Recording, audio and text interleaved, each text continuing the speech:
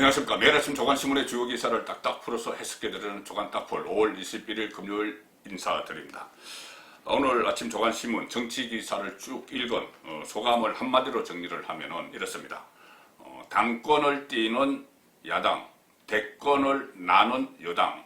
자, 당권을 잡기 위해서 여러 주자들이 지금 국민의힘에서는 뛰고 있죠. 그런데 당 체제를 정비한 여당에서는, 민주당에서는 대권을 잡기 위해서 여러 사람들이 쭉 앞서 나가서 뛰고 있습니다. 여기는 대권 레이스를 시작했는데 야당은 지금 대권 레이스 들어가지 못하고 그 당권 레이스를 벌이고 있습니다. 그리고 당권 레이스가 끝나도 대권 레이스로 바로 들어갈지 상당히 불확실성이 많습니다. 왜 그러냐면은 기존의 대권 주자들 외에 또 안철수 국민의당 대표, 홍준표, 장박해 있는 홍준표 또 같이 해야 되는 그런 절차가 남아있고, 무엇보다도 윤석열 변수가 있는 데다가 지금은 최재형 감사원장까지 대권 주자로 이렇게 거론이 되고 있기 때문에 상당히 불확실한 가운데 야당은 움직이고 있고, 여당은 거의 3강, 그 중에서도 이재명이 거의 독주체제 비슷하게 가는 이재명, 이낙연, 정세균. 그런데 또 다른 주자들도 가고 있습니다. 추미애, 이광재, 또 임종석, 뭐 이런 사람들도 지금 언론에 자기 대권 주자로 이름이 나오기 시작을 했죠. 자, 이 상황에서 여권은 거의 뭐 대권을 향해서 날아가는 그런 상황이고, 야권은 당권을 향해서 뛰어가는 그런 상황으로 제가 오늘 표현을 해봤습니다. 토끼와 거북이 경주도 생각이 나는데 민주당이 지금 일단 쭉 앞서 나가고 있죠. 물론 뭐 나중에 승리는 거북이가 승리를 하죠. 자, 그렇지만 지금 상황까지는 그렇습니다. 국민의힘을 먼저 보시면은 국민의힘은 6.11 전당대회 대진표가 거의 확정이 됐죠. 그래서 지금 서로 당권 경쟁을 하고 있는데 여전히 뭐 영남 배제론 이것도 아직 잠복해 있고, 뭐 중진과 신진의 대결, 이렇게 여러 가지 대결 구도가 막 만들어지고 있습니다. 그리고 세대 교체론 이야기도 나오고, 이 상황에서 이 대권 주자 홍준표 언제 합류를 할지, 국민의힘에 또 안철수 언제 합당을 할지, 이런 부분들도 다 지금 아직은 갈팡질팡하는 그런 모습을 보이고 있습니다. 그래서 국민의힘이 본격적인 대선 후보 경선 레이스 언제쯤 시작될지 불투명한데, 자, 민주당은 일제히 시작이 됐습니다. 이재명이 쭉 앞서갑니다. 여당 의원 40여 명 세몰이, 대선 앞 당내 기반 확장. 동아일보 기사입니다. 모든 언론이 어제 이재명이 국회에서 국회의원들 35명, 또 다른 모임까지 합하면 한 40명 쭉 거느리고 이렇게 포즈를 취하면서 발대식을 갖는 포럼 모임 발대식을 갖는 그런 사진과 함께 주요 기사로 다뤘습니다. 성공 포럼 출범, 국회의원 35명이 참여를 했고, 청와대 근무했던 친문 국회의원들도 5명 가세를 했다. 자, 친문 쪽에서도 막 넘어오기 시작합니다. 광장, 또 다른 모임인 광장을 포함할 때는 현역 의원 40명이 넘어선다. 그리고 여기 호남 출신 6명 포함도 눈길을 끌고, 친문, 호남, 박원순계도 속속 이재명계로 가고 있다. 자, 그래서 이 기사들이, 비슷한 기사들이 쭉 나옵니다. 이재명 현역 의원 35명과 함께 새과시 대선 출정식을 방불했다. 대선 출정식 방불했다. 자, 세계일보입니다. 세계일보는 이재명이 대선 출정식을 방불하는, 그러니 대권을 향해서 날아가고 있는 거죠. 그런데 이재명뿐이 아니고 이낙연과 정세균도 지금 세력 구축에 적극 나서고 있습니다. 자, 이낙연은 전남을 지금 순회를 하고 있고, 자, 경향신문도 요 빅3, 지금 이재명뿐이 아니고 이낙연, 정세균을 합해서 빅3 세력 싸움이 본격화됐다. 이렇게 분석을 하고 있습니다. 여권 안에서 사실상 대선 후보 경선 레이스에 들어간 거죠. 모든 경선이든 선거든 제일 먼저 하는 것이 세력 구축입니다. 진지를 딱 구축을 하는 거죠. 그 구축 작업을 여당은 지금 경쟁적으로 막 벌이고 있는 그 상황입니다. 이낙연, 정세균은 이런 비슷한 포럼 같은 것은 이미 가동하고 있다. 그리고 보이는 것보다 지지자가 더 많다. 이렇게 서로 견제를 하고 있습니다. 그래서 지금 국회의원들 중에서, 여당 국회의원들 중에서 고심 중인 국회의원 영입전이 치열하다. 자, 이런 게 있는 상황에서 이재명, 선두를 앞서가는 이재명이 그동안 윤석열에 대해서는 별로 크게 공격을 하지 않았습니다. 아직 뭐 장외에 있기 때문에 지금 탐색을 하고 있는 것이죠.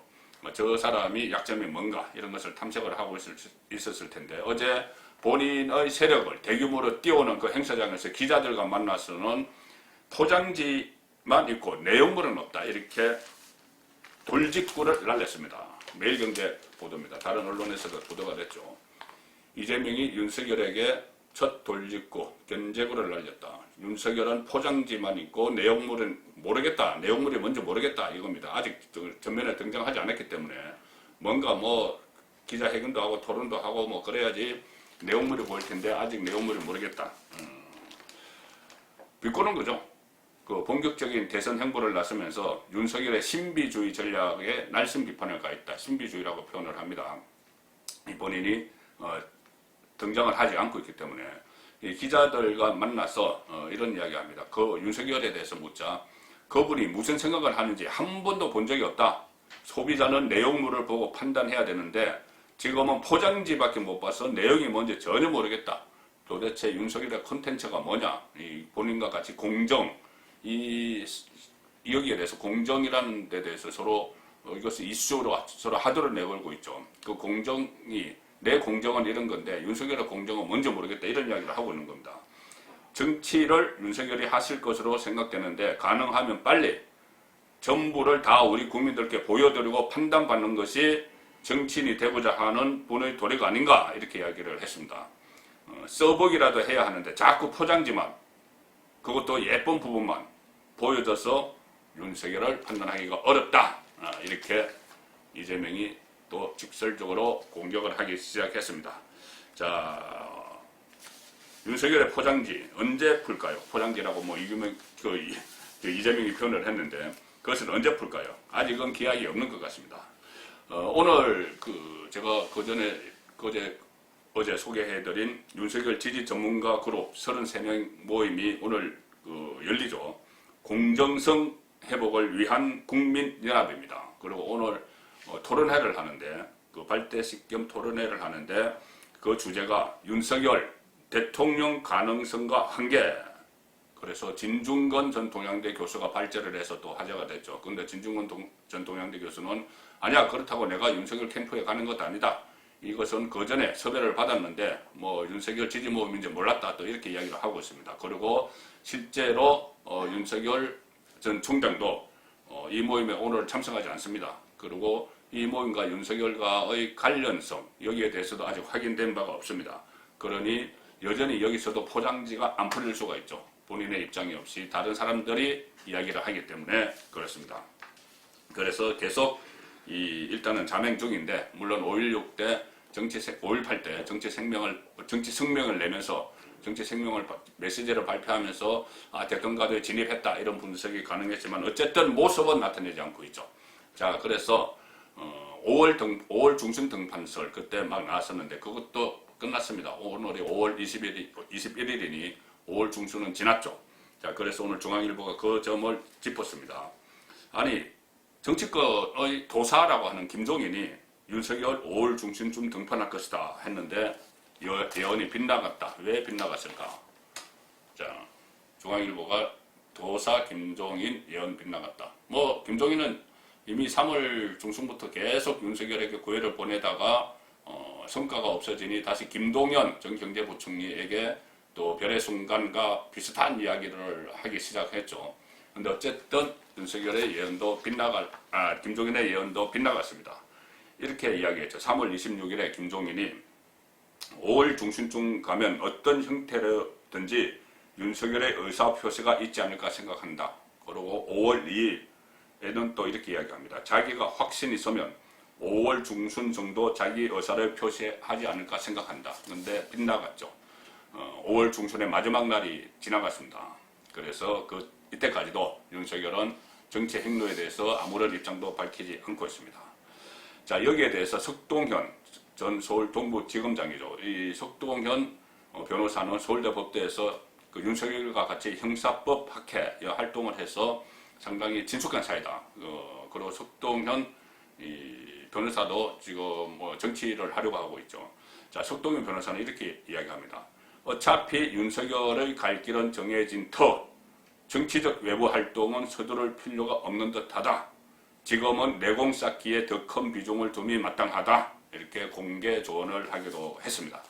자, 그런데 내공 쌓기, 이 내공 쌓기가 과연 최근에 뭐 IT 전문가를 만나고 반도체 전문가 만나고 뭐 노동문제 전문가 또 외교 전문가 이렇게 조금 만나고 계속 대권 수업을 받고 있다고 하지만 그것이 과연 단기간에 이 대권 수업이 이루어질지는 좀 불분명한 것이고, 이 내공 쌓기를 하면서 이 잠행을 하고 있어도 여기에 대해서도 여권은 비판을 가합니다. 포장지, 그 이재명이 이야기했던 포장지 이런 이야기도 있고, 이광재도 대권 주자로 떠오르고 있죠. 그 여권에서 이광재는 윤석열의 지지율은 무지개 지지율이다 이렇게 이야기합니다. 무지개처럼 한 번에 확 피었다가 사라져버릴 수가 있다 이런 이야기를 하고, 또 초선의 김남국조차 비꼽니다.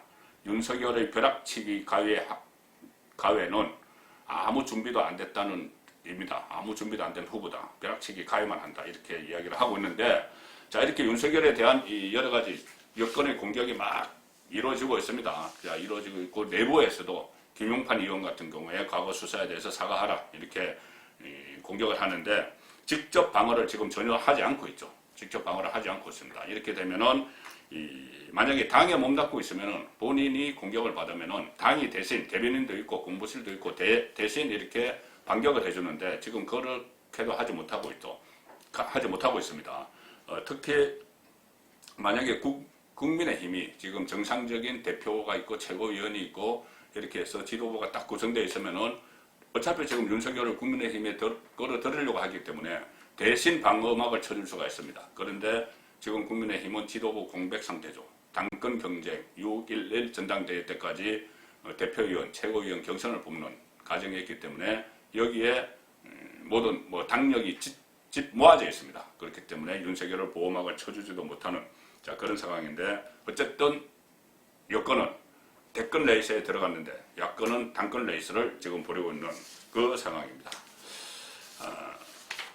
중앙일보 신문 보시면은 야당 당권 10명 대진표 완성. 어제 나경원, 이준석이 출마를 선언했죠. 그래서 일단은 주호영 10명이 됐지만 주호영, 나경원, 이준석 이 3파전으로 보인다. 3파전으로 예상이 된다. 이것이 중앙일보의 판세 분석입니다. 직전 원내대표였던 주호영, 또 그 직전 원내대표였던 나경원, 그리고 원외의 이준석, 이 세 사람이 여론조사 지지율 같은 데서 3강을 형성하고 있다는 이야기입니다. 그래서 당심은 중진, 여론조사는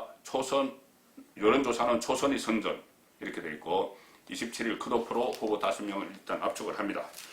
자, 영남일보 기사도 보시면은 경륜 돋보이는 중진은 경륜이 돋보이고 신예는 개혁을 앞세우고 있다. 그래서 이것이 중진과 신예의 대결로 가고 있다. 자, 이번 경선은, 대표 경선은 차기 대표의 가장 중요한 역할은 대선 후보 경선 관리죠. 그리고 대선 후보 경선 관리를 잘 해서 정권을 탈환을 하면은 그 다음부터는 여당 대표가 됩니다. 여당 대표가 되는 그 상황인데, 자, 과연 어느 인물이 그런 상황에 맞을까? 자, 지금 이런 논란도 지금 많이 벌어지고 있는데, 어쨌든 이 범야권 대선 구도는 끝나봐야지. 경선이 일단 끝나고 새로운 지도부가 어떤 사람들을 영입을 하고 접촉을 하고, 물론 자강을 먼저 해야죠. 스스로 강해지기 위해서는 기존의 당내의 주자들, 유승민이든 원희룡이든 여기 기회를 많이 줘야 되고, 어떤 무대를 마련해 줘야 되는 것이죠. 그 지지율을 올릴 수 있는. 그리고 또 안철수와의 합당 문제도 있고 홍준표 폭당 문제도 있지만 가장 관건은 아무래도 윤석열 영입 문제입니다. 윤석열 영입 문제인데, 윤석열이 조금 전에 말씀드린 대로 민주당에서 신비주의, 그렇죠, 이재명이 신비주의 이렇게까지 이야기할 정도로 여전히 자명을 하고 있는 것은 불확실하다. 그래서 불확실성이 막 가중이 되고 있습니다. 자, 그 상황에서 또다시 한 사람이 거론이 되기 시작했죠. 제가 어제 오후에 설명드린 최재형 감사원장입니다. 최재형 감사원장이 다시 최재형 등판론이 나오면서 어떻게 보면 불확실성이 더 심해질 수도 있고, 어떻게 보면은 플랜 B, 윤석열의 플랜 B가 될 수도 있고, 그러니 최재형이 확실히 그 정치 의지를 갖는다면은 플랜 B가 되겠죠. 근데 그러지 않고 좀 우물쭈물하거나 하면은 다시 불확실성이 더 확산이 될 그럴 가능성도 있는 겁니다. 조선일보가 8면에서 심층 분석을 했습니다. 최재형 대선 등판론이 나오는데 최재형은 어제 연합뉴스 그리고 조선일보와 통화해서 입장을 지금 밝히기 어렵다. 내가 입장을 밝히면은 또 다른 현상이 이상한 현상이 벌어진다. 죄송하다. 이렇게 이야기를 했죠. 자, 그것이 감사원장 정치적 중립이 특히 요구되는 감사원장 입장에서는 그런 질문이 나오면은 정치 안 한다.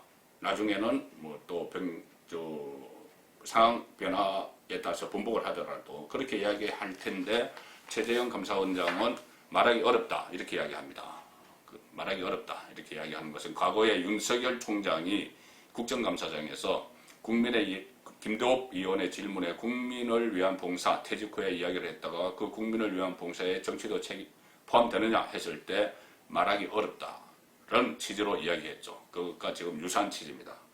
입장 밝히기 어렵다. 이렇게 하는 것은 윤석열이 그때 입장 밝히기 어렵다고 했지만 지금 자기 대권 주자로 일단 보상이 돼 있는 그 상황을 염두에 두시면 약간 이 발언의 행간을 이해하는 데 도움이 되실 걸로 봅니다. 국민의힘 자기 당대표 선거 출마자 주호영이 19일날 그제 이야기를 했죠. 당선되면 당박의 유력주자들에게 문을 활짝 열겠다. 이렇게 하면서 윤석열, 안철수와 함께 최재형 원장의 이름도 거론을 했습니다. 그래서 언론들이 최재형 원장에게 전화를 한 거죠. 전화를 해서 입장을 물었는데 대선 출마 가능성을 물었는데 입장을 밝히기 어렵다. 이렇게 시인도 부인도 하지 않았다. 그런데 최 원장 주변에서는 두 가지 말이 나온다. 하나는 감사원장을 흔들지 말라. 이것과 또 하나는 대선 등판론이 최재형의 대선 등판론이 아이디어 차원을 넘어설 수 있다. 이 두 가지 관측이 동시에 나오는데 아이디어 차원을 넘어서면 현실화된다는 이야기죠. 그리고 적지 않은 국민의힘 의원들이 최재형에게 호감을 나타내고 있다. 자, 한 중진 의원은 정권의 압박 속에서도 월성 1호기 사건을 원칙대로 감사하고 친정권 인사에 대한 감사위원 제청 김호수조를 거부하는 등 야권 대선 주자로서 기본을 갖췄다. 이렇게 이야기했습니다. 또 다른 국회의원은 국민의힘 국회의원은 윤석열이 현 정권 초기에 이른바 적폐청산 이 수사로 국민의힘 진영을 초토화한 데 대한 당내 일부의 거부감도 있다. 윤석열에 대한. 그래서 오히려 이것이 최재형 대망론을 키우는 측면이 있다. 이렇게 또 분석을 합니다. 김용판 의원이 최근에 최재형 원장에 대해서는 소중한 우파의 자산이다. 이렇게 이야기했죠. 윤석열에게는 사과를 하라. 이렇게 하면서 최재형은 소중한 우파의 자산이다. 이렇게 이야기를 했습니다. 자, 일단 최재형 원장이 본인이 정치 결심을 하더라도 걸림돌은 현직 감사원장이라는 것이기 때문이죠. 지금 당장 대선 출마한다고 뛰쳐놓으면 그러면 그 전에 이 월성 원전 경제성 조작 그 감사한 것, 또 김호수 거부한 것 이런 것도 다 정치하기 위해서 한 것 아니냐 이렇게 또 여당이 비판을 하겠죠. 윤석열 때도 그렇게 했습니다. 자, 그런데 어쨌든 최재형 원장이 대선에 출마하려면은 공직선거법상의 대선 내년 3월 9일이죠. 그 90일 전인 12월 9일 이전에 사퇴를 해야 됩니다. 그런데 그때 사퇴하면은 그 야당 대선 후보는 정해졌죠. 그렇기 때문에 11월 9일까지 대선 후보를 뽑기로 한 국민의힘 경선 일정을 감안하면 8월이나 9월쯤 사퇴해야 경선 참여가 가능하다. 자, 이런 스케줄이 있습니다. 제가 어제 최재형 원장에 대해서 말씀드리면서 임기 3개월 전에 사퇴를 해야 된다. 그래서 그 사퇴가 11월 이렇게 됐는데 그것은 제가 자료를 잘못 보고 말씀드린 겁니다. 선거일 90일 전에 사퇴를 해야 됩니다. 그런데 최재형은 선거일 90일 전에 사퇴를 하면 딱 채워서 사퇴를 하면은 그때 너무 늦기 때문에 8월 정도 7월도 할 수가 있죠. 어차피 하려고 하면 그리고 그런 여건에서 쏟아지는 비판이야 그건 어쩔 수 없습니다. 그것을 뚫고 나가야죠. 자, 그래서 조기에 퇴진할 수도 있다. 그런 분석도 가능합니다. 오늘 마지막 뉴스는 문재인 대통령 지금 미국을 방문하고 있죠.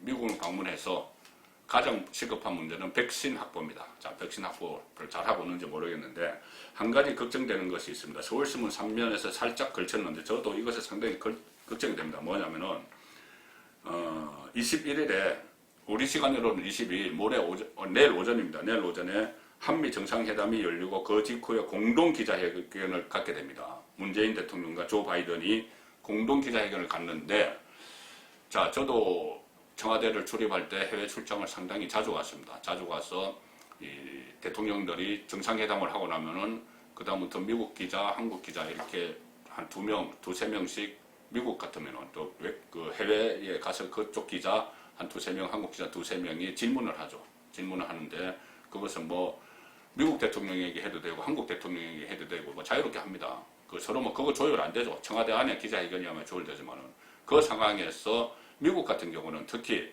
현안과 관련되지 않은 이야기도 많이 합니다. 지금 한미 정상회담이 무슨 뭐 반도체 문제, 백신 문제지만은 그거 외에 또 물론 북한 문제도 있지만은 상당히 현안과 관련 없는 이야기들을 많이 하게 되죠. 질문을 많이 합니다. 미국 기자들이. 그래서 가령 예를 들어서 북한 인권 문제를 질문을 한다든지 아니면 싱가포르 회담에서 뭐 그 어떤 결렬된 하노이 회담 이런 데서 미북 정상회담에서 결렬된 이유, 뭐 협상이 결렬된 이유, 북한 핵 문제에 관련된 이야기, 또 한일 관계 이런 것들이 미국 기자들이 질문을 했을 때 과연 문재인 대통령이 제대로 거기에 대해서 바이든과 케미를 맞출 수 있을지 그 부분에 대해서 서울신문이 짚었습니다. 자, 다른 미국 기자가 북한 인권 문제는요, 문재인 대통령이 인권 변호사 출신이라고 하면서 북한 인권에 대해서 거의 외면을 하고 있죠.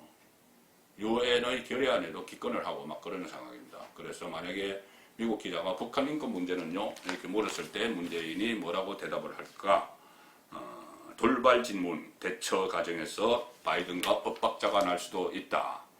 뭐 한미 연합훈련 중단 문제, 또 한일 관계, 쿼드, 미국, 일본, 호주, 인도 4개국 협의체죠. 그 중국을 방어하는 라인, 쿼드 가입 문제, 북한 핵 문제 이런 것을 물어본다면은 과연 문재인 대통령이 어떻게 답변을 할까? 자, 그것이 왜 걱정이 되느냐 하면은 한국에서 얼마 전에 있었던 기자회견에서도 취임 사전의 기자회견에서도 완전히 동문서답을 하고 현실과 동떨어진 이야기를 했죠. 그래서 아마 미국 가서도 백신을 확보해야 되는데 우리는 지금 코로나의 터널의 끝이 보이고 있다. 우리 경제가 호황이다. 뭐 이런 식으로 이야기할지도 모르기 때문에 걱정이 돼서 말씀을 드렸습니다. 조간 딱풀이었습니다.